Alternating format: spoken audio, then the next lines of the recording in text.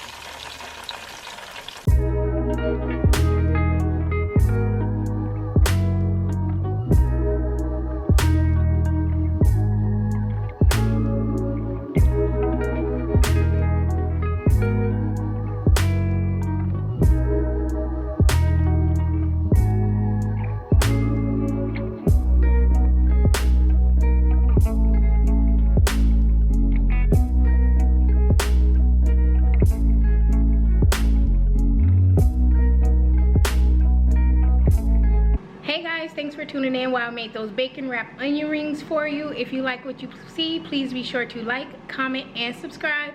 And we'll have more videos coming your way again soon. Thanks.